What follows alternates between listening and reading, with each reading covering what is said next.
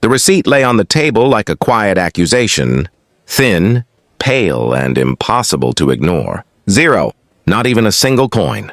Just an empty space where appreciation usually lived, staring back at her as if it were judging her effort. For Marisol Hayes, standing in the middle of a crowded roadside diner, surrounded by the clink of cutlery and the familiar bittersweet smell of coffee, that blank line felt heavier than the entire shift she had just worked. Her feet throbbed inside worn shoes. Her back ached, and her smile, practiced and polite, finally faded the moment. No one was looking. She drew in a slow breath, steadying herself. Because this wasn't really about money, it was about what the absence of it whispered to people like her. Another reminder that life rarely paused to be gentle with those already running on empty. Marisol was 27. A single mother living carefully, measuring days and bills paid and meals stretched. She worked double shifts at a faded diner just outside Cedar Ridge, a town people passed through without remembering. Every morning began before sunrise. Juice boxes packed, crayons counted, a kiss pressed to her 4-year-old daughters, sleepy forehead before leaving her next, door with a kind neighbor.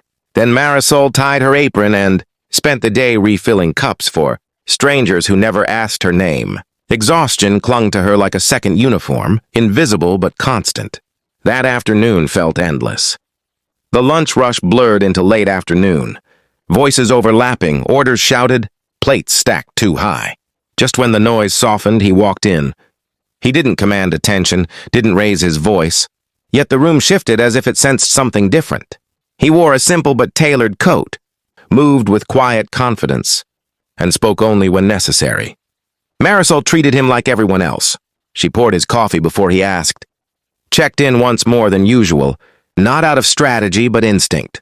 There was something distant in his eyes, something heavy. He nodded politely, thanked her softly, and ate in silence. When he finished, he aligned his utensils carefully, slid out of the booth, and left without another word. No drama, no complaint. When Marisol returned to clear the table, she saw the receipt. Tip 0. Her chest tightened, not with anger, but with that familiar sinking ache. The grocery list taped to her fridge flashed in her mind. Rent due in 10 days. Shoes her daughter had outgrown. She swallowed hard, reminding herself that kindness wasn't supposed to depend on reward. She wiped the table carefully.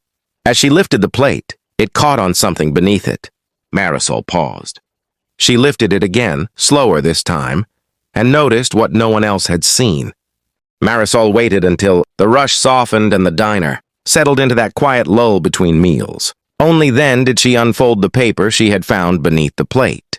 Her fingers trembled, not from fear, but from the strange weight of expectation, as if whatever was written there mattered more than she was ready to admit. Inside, the handwriting was neat and deliberate.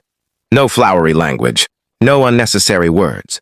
Just observations, small, precise details that felt impossible for a stranger to notice.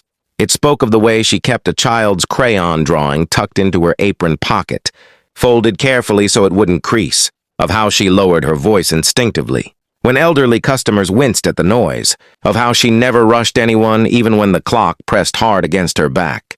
Marisol felt her throat tighten. No one had ever described her like that before. Not as tired, not as struggling, but as present. The final line made her knees weaken. This is not a tip.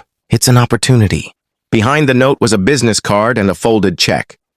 She hesitated before opening it as if touching the number might make it disappear. When she finally looked, the world blurred, not because the amount was unbelievable, but because it was exact. Rent, childcare, groceries. Enough to erase the sharp edge of panic that lived in her chest every night. Her hands pressed against the booth to steady herself. This wasn't charity. It didn't feel like pity. It felt intentional. That night, Marisol walked home slower than usual. She unlocked the door quietly and knelt to her daughter's level, holding her longer than necessary, breathing in the familiar warmth. As her child excitedly explained the shapes she had learned that day, Marisol felt something unfamiliar rise inside her, something she had learned to keep buried. Possibility. The next morning after drop-off, Marisol sat in her parked car with the engine off, staring at the business card resting on the passenger seat. 10 minutes passed. then 15. Her doubts lined up quickly. What if this was a mistake? What if she wasn't meant for anything more? Finally, she dialed. When someone answered, they didn't rush her. They didn't question her worth. They listened. Really listened. Days turned into conversations. Conversations into guidance. She learned the man behind the note wasn't interested in rescuing people. He believed dignity came from recognizing potential and giving it room to breathe. Marisol kept working. She didn't abandon the diner that had held her together. Instead, she began to notice things, inefficiencies, wasted hours, small changes that could make work easier. With mentorship and steady encouragement, she discovered a quiet strength she hadn't known she possessed. And slowly, the life that had once felt like survival alone began to feel like it was becoming something else. Years passed, almost without Marisol noticing. Change rarely announces itself. It settles in quietly, woven into ordinary days. The diner no longer felt like a place she endured. It had become a place she shaped. The walls were brighter now, the menu clearer, the schedules fairer. Parents who once struggled like she had were given flexible hours. Elderly regulars had a space that felt familiar and warm. What was once just a stop along the road slowly turned into the heart of the town. Marisol still worked hard, but the weight had shifted. She no longer carried everything alone.